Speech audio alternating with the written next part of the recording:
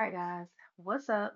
I had to come in here and share some of the things that we had to deal with today as parents. I'm in one of our baby's rooms doing some laundry because we have a contractor here, and we have some demolition of our master or our primary bathroom. So he's here. This is my space. This is what I'm doing our laundry and stuff like that. So earlier today, well, yesterday, we have family in town and my nephew is here and my family, we during the week, I mean during the school year, we don't have much company. Many people spend the nights and stuff like that. And this particular night, well last night, my nephew come over and you know what I'm saying, you get to see how people are being raised, and it's just like a myriad of different things that you learn because it's normally just us in the house, right? So anyway, allowing new people to come in, the children's emotions is just everywhere. Excited, they don't want to share their toys, they want to share their toys, they don't want to share their game systems, their tablets, their iPads, so you have to navigate those new emotions that normally you wouldn't have to deal with just having, the regular children here. So anyway, my son come down and he's visibly shaken up. He's visibly angry. He's going walking to the get him pour him some orange juice this morning because I made waffles and sausage for everybody and oranges. So I chopped up some oranges as well, and he's visibly angry. And so I see it and I say, hey, when you finish this, he has chores. When you finish your chores, when you finish your orange juice, come in my room or whatever. So he is like throwing the trash in the trash because he's taking out the trash. He come in my room. He's like, Mom, this is what I want to tell you. I need to tell you something. I said, hold on, because that's what's important. We have to learn how to help our children regulate their emotions. And I had to break it down to him. He's 10 years old. I had to tell him, if your emotions are here, you're not ready to listen to me. I said, let's figure this thing out. I said, you are excited because your cousin is here. Your brother's excited because their cousin's here.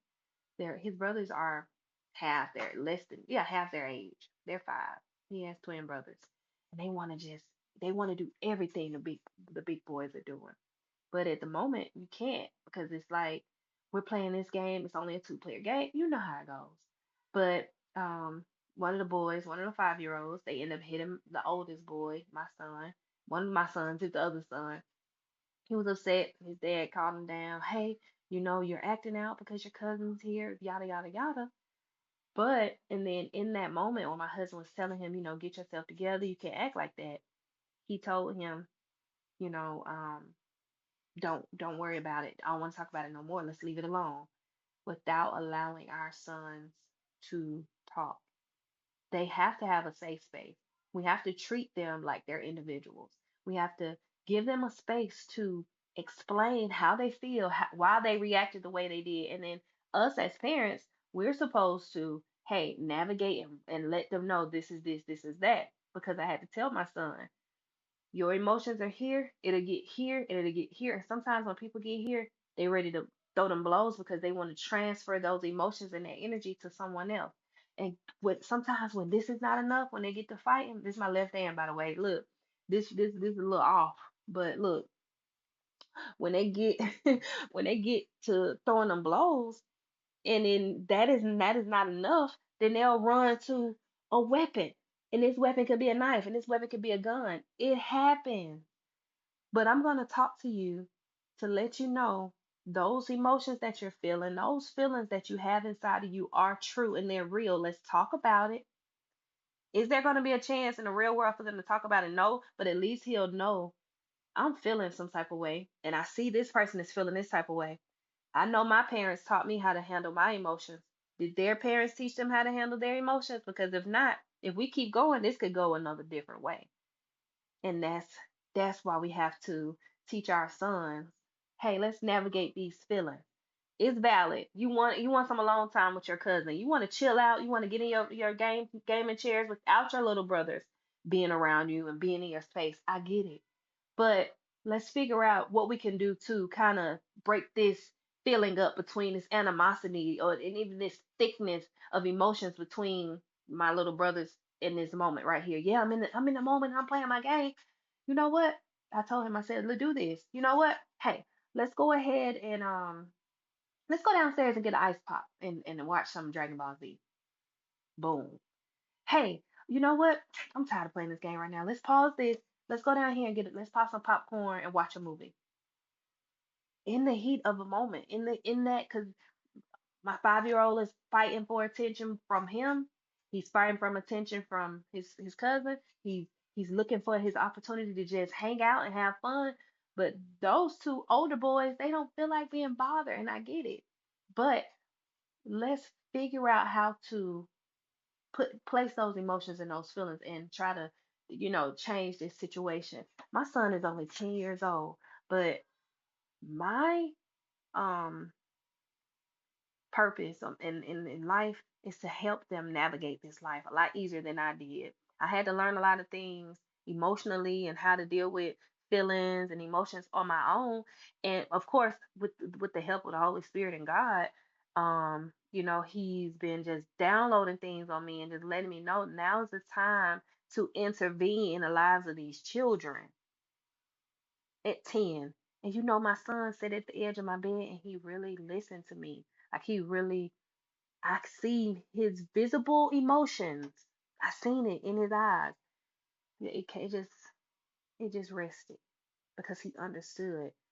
We all have feelings. We all have emotions, but what are we gonna do with them? Same way like road rage. I don't like having road rage because I don't know on the other side of that car what that person is one going through and what that person was taught about how to handle those emotions. You want to get in front of me, baby? I'll slam on brakes. You could have it. It's not that serious.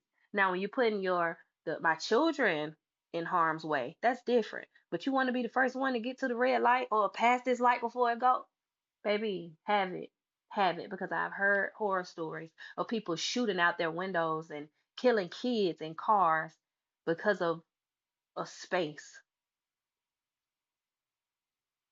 It's not that serious. It never will be that serious. But I'm teaching my child right now at the age of 10, the next generation that will have to, go after us and handle things and politics and all that. I'm teaching them that. And I hope that you can do the same with your children. Teach them now how to navigate. We're still learning and things are going to happen, but what we're not going to do is silence these children. What we're not going to do is just tell them, no, don't bring it back up. What about me? Like, can I tell you how I feel? And in that moment, we all of us in there crying, shedding tears, like, because it's a breakthrough and it's time. And I'm raising the next generation. God has blessed my husband and I to have 6 children, one little girl out of those 6. And it is our duty to make sure that they're ready for this world 100%. I don't care on all fronts. We're going to make sure that they have what they need to be successful. We're going to make sure that they have everything that they need: emotional support, financial support, spiritual support, because this is all a spiritual battle that we're fighting and that we're in right now. And a lot of people don't understand it, but it is. And we got to make sure we talk to these children. We got to make sure we're giving them a strong foundation. First of all, yeah, go to God. Second of all, I'm here, I'm in the flesh. Run to me and tell me how you feel. Talk to me. Talk to your dad. Talk. Because I already seen, the world in an uproar when fighting is just not enough. Now they're resulting to stabbing. They're resulting to shooting, and that's not enough.